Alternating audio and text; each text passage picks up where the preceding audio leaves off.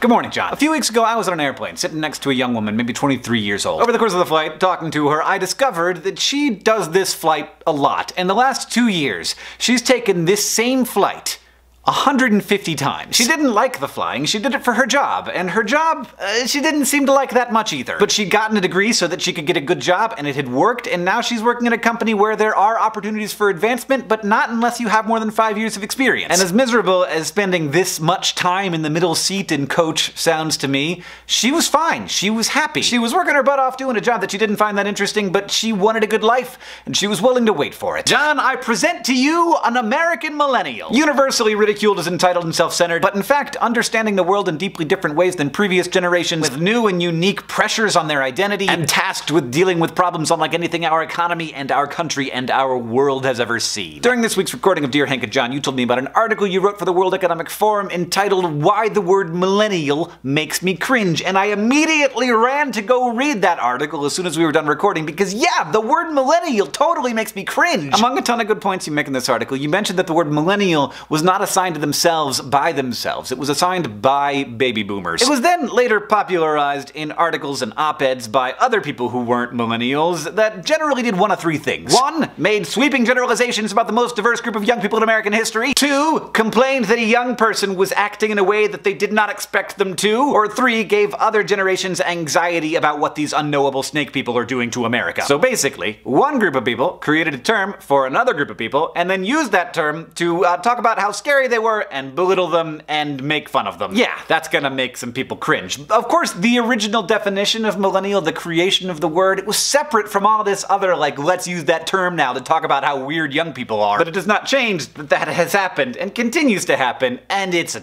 oh god. There may have been a time when America was homogenous enough to intelligibly talk about generational trends, but I think that time has kind of passed. Like, the idea that millennials are the first generation to have grown up with the internet blindly ignores the fact that there are still young people in America who don't have access to the internet. And in general, these conversations tend to replace the reality of the young American with, like, the kind of young American that people who have opinions professionally tend to interact with. All this kind of makes me cringe a little bit, but additionally, we so rarely talk about the actual challenges that young people in America face right now, both practically and existentially. Many young people these days have been told that in order to be valuable these days, they need to be everything. They need to not just find a good job, but to find a good job that is also extraordinarily impactful and meaningful. And while they're doing that, they might as well also find themselves in a perfect relationship, and eat ethically, and become a homeowner, and pay off their student loans. Now, I don't want to be mad at anybody for any of these things. I'm happy to cringe, but for the most part, these people are just trying to get clicks. Because when it comes down to it, previous generations worked really hard to make life better for me than it was for them. And I really do believe that's the case. Whether that's the fact that gay people can get married, or that I can get all of Buffy the Vampire Slayer and the rest of Netflix for just $7.99 per month, or that cars are much less likely to kill people now. But while solving problems, they also created problems, and also just put a tremendous amount of pressure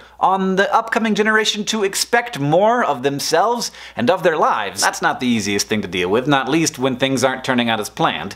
And it's very strange to me that one of the chief complaints of the older generation, this generation that worked so hard to make life easier for their kids, is that young people these days have it too easy.